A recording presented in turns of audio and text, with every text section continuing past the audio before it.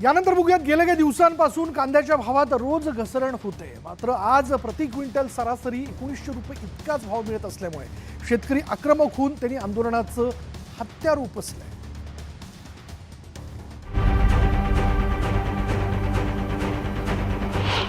कांद्याच्या दराचा प्रश्न पेटला.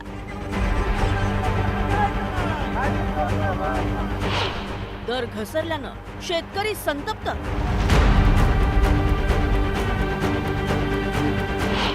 विधानसभेतही उमटले पडसाद.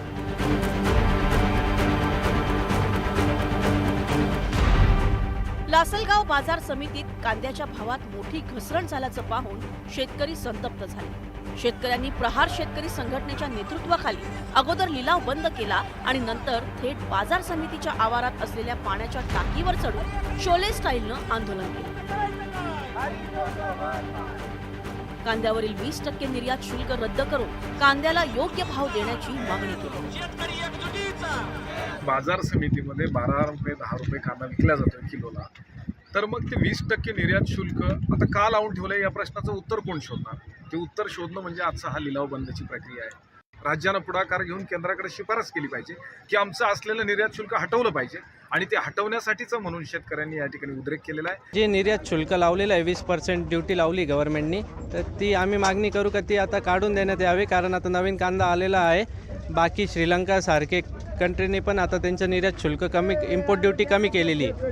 तर हे जर का कमी केलं तर ह्याचं डायरेक्टली बेनिफिट शेतकऱ्याला भेटेल. हे कमीत कमी 3000 3200 रुपये कांदा विकला पाहिजे.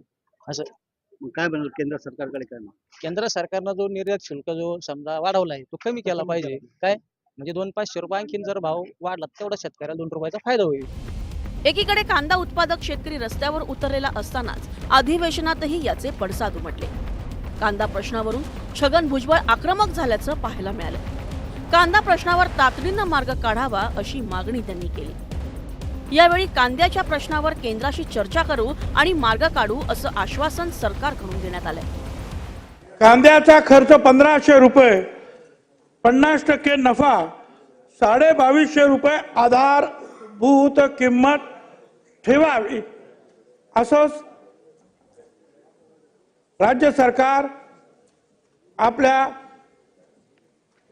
भारत सरकारला सांगेल. काय दुसरं असं आहे की 3000 रुपये भावापर्यंत कुठलाही निर्बंध लावू नये. मुख्यमंत्री महोदय आणि मी आणि अजितदादा आम्ही स्वतः या बाबतीमध्ये केंद्र सरकारशी पाठपुरावा करू, त्यांच्याकडे जाऊ, त्यांना भेटू. तुम्हाला सोबत अमित शाह साहेबांकडे जाऊ आपण, आणि हा गंभीर जो विषय आहे हा कायमस्वरूपी निकालात निघाला पाहिजे. गेल्या 3 वर्षापासून कांद्याच्या दराचा प्रश्न निर्माण झालाय.